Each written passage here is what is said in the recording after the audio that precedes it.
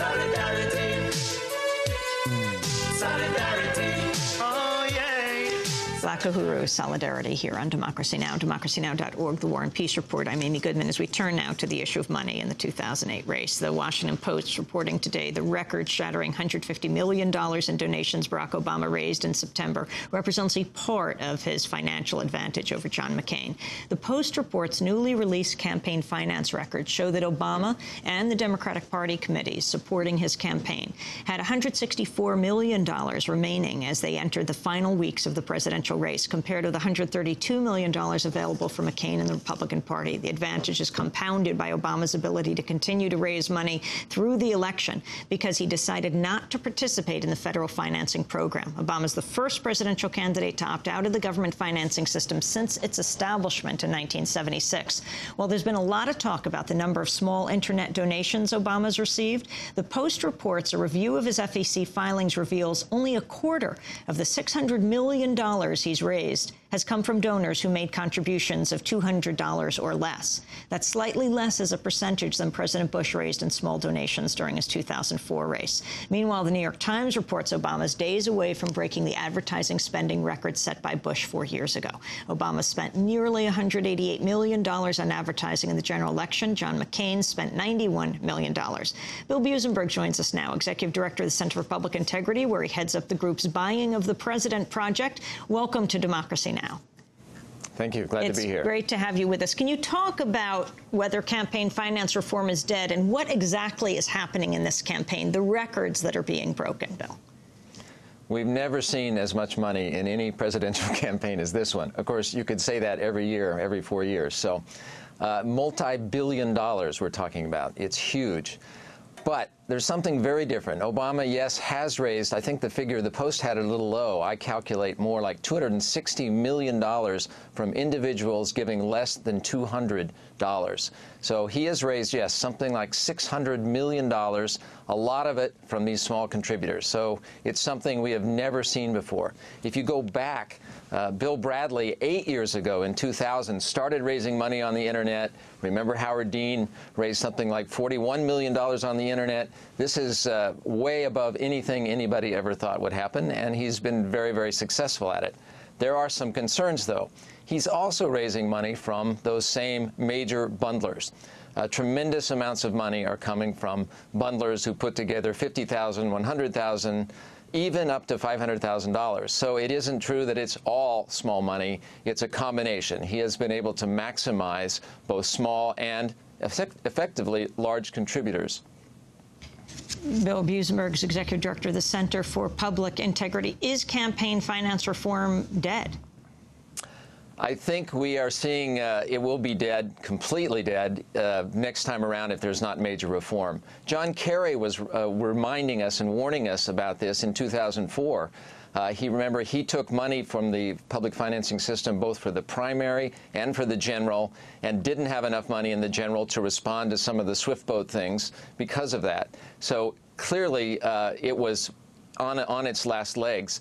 Remember, neither candidate took this money in the primary after saying they would take public financing. They didn't. Both said they would take it in the general, and then Mr. Obama opted out not to do it. It's been a great advantage for him not to because of the money that he's raised.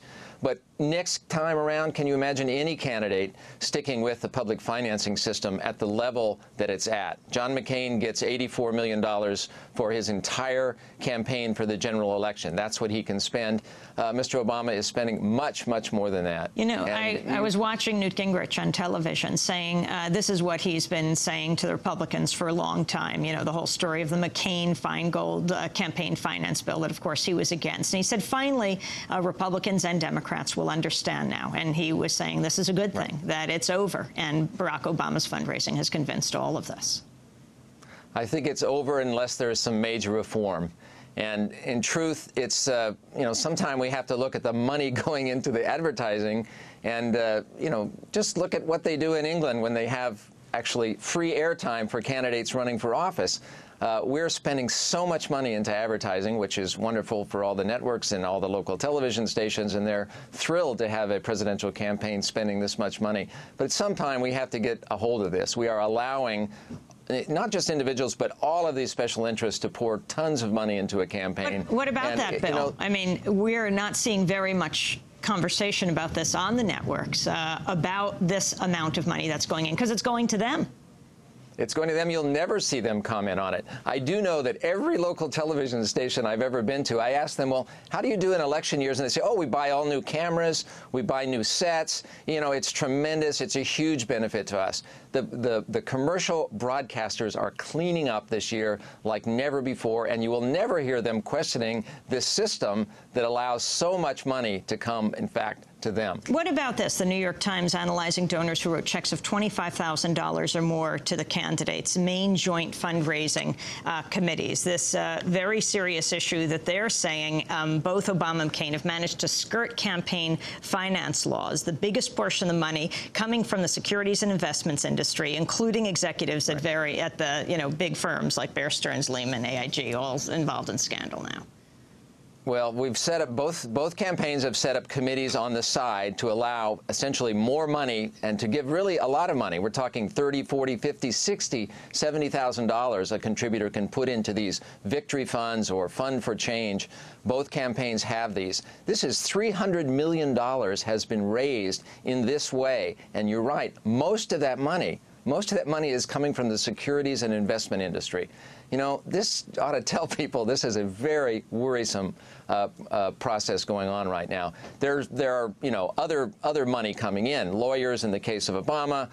He also gets more entertainment money. Oil and gas. You have to remember 80% of the oil and gas money, the fossil fuel money, goes to the Republicans, and they're getting money on that side. So we basically have all of these different windows where money is flowing into these campaigns at the levels we have never, ever seen before. And the proposal, how you think campaign finance reform could be effective?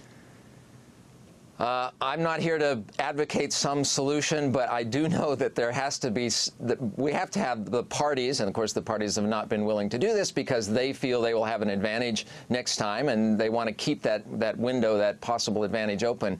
But we need a reform process or a multi-billion-dollar campaign. Can you imagine we'll be talking about trillion-dollar campaigns in the future, which is just, enormous amounts of money. And what's wrong with this is after this election, the people who have bundled and put together big pots of money are going to come back, whoever is elected, and they're going to be looking for access and influence. And you know what? We have big issues about climate change and health care, and tremendous amounts of money have already flowed into the campaigns on those issues, and we'll see more afterwards. And don't forget Congress. There's also tremendous money flowing into members of Congress running for re-election right now, too. So it's, if we want to pull this back, this has to be reformed in some way.